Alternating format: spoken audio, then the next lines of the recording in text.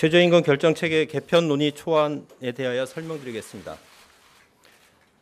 먼저 우리 사회와 경제에 큰 영향을 미치는 최저임금이 국민적 공감대를 토대로 결정될 수 있도록 보다 합리적이고 객관적이고 공정한 최저임금 결정체계 마련을 위한 논의를 시작하려고 합니다.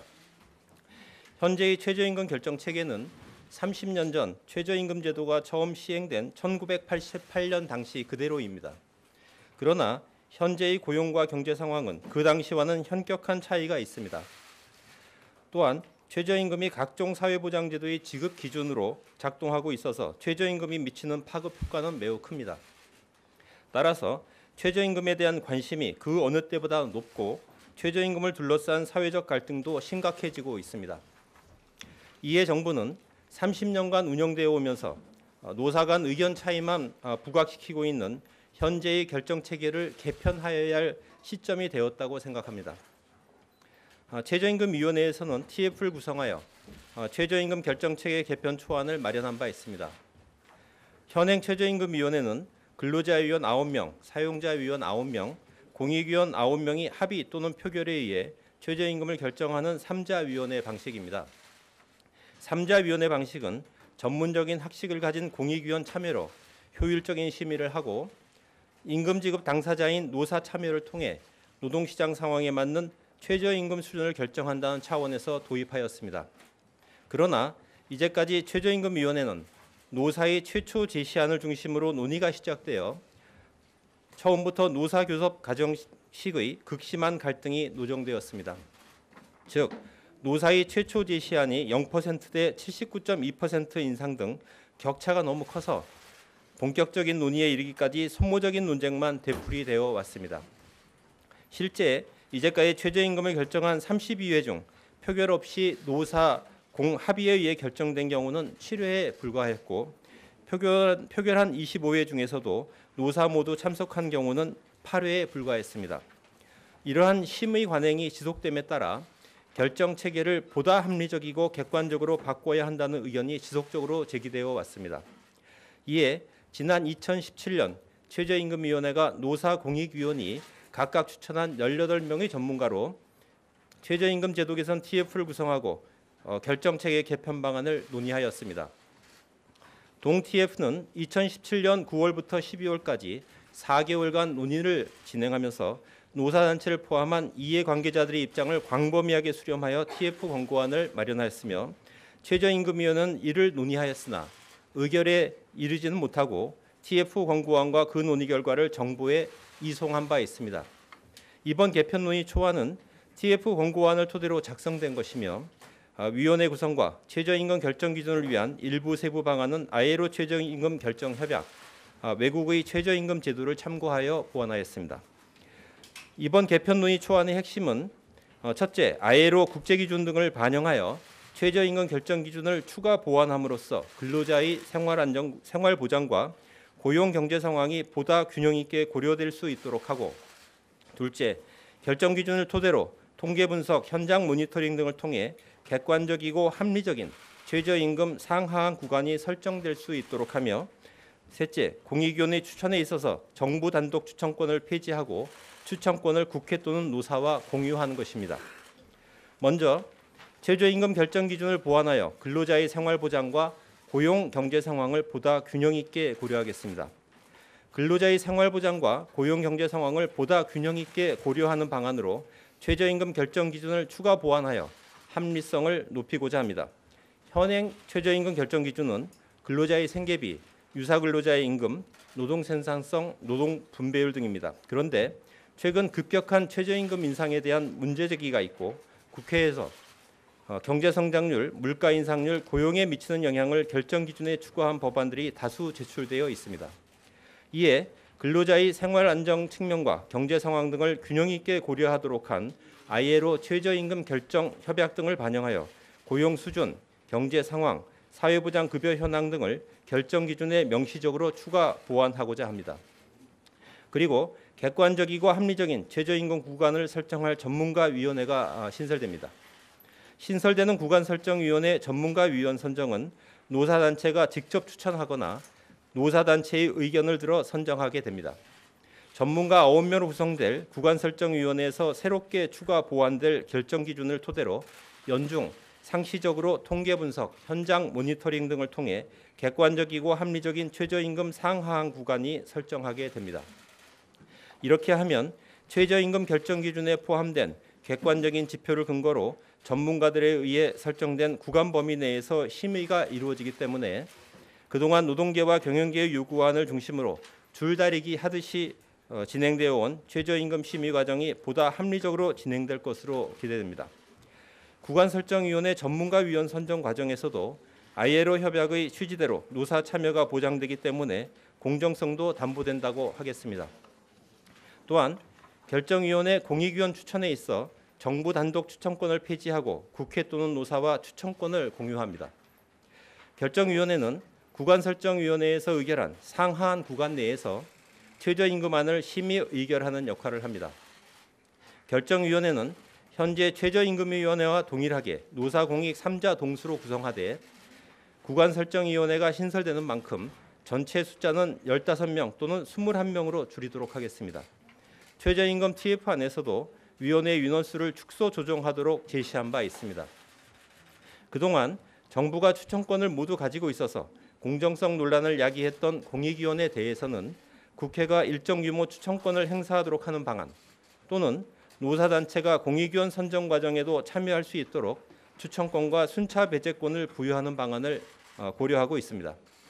한편 최저임금이 현재 노동시장 참여 주체인 노사뿐만 아니라 전 국민에게 영향을 미치는 만큼 참여를 다양화해야 한다는 주장이 지속적으로 제기되어 왔습니다.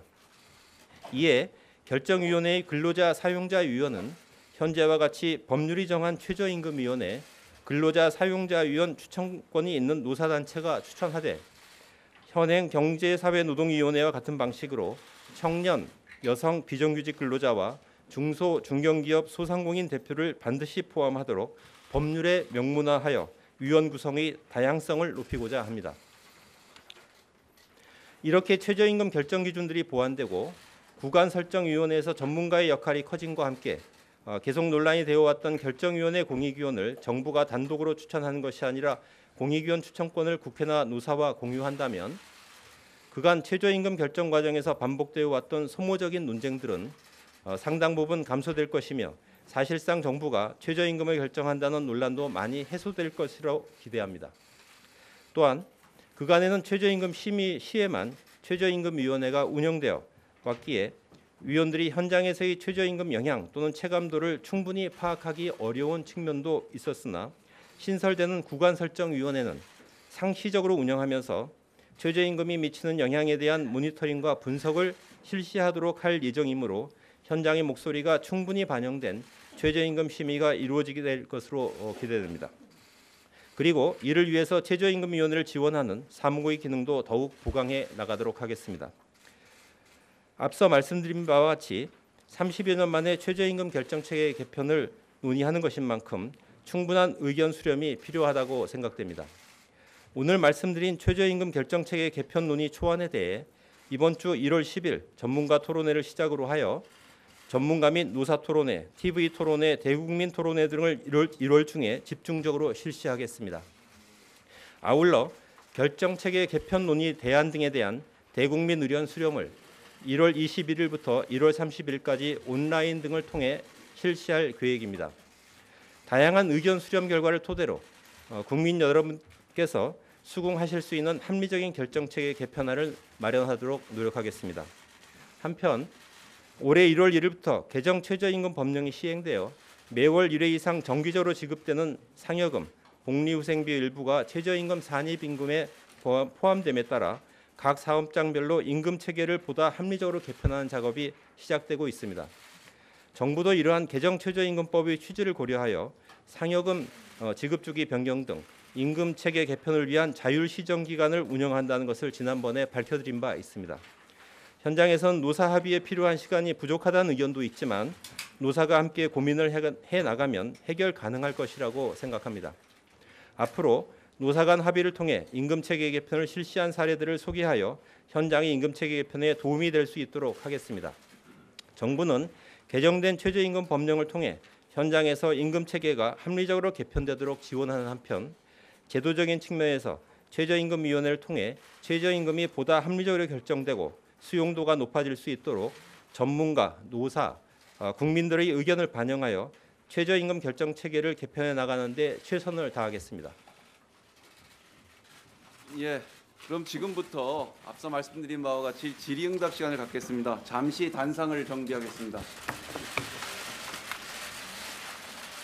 우리 배석하실 수 있나요?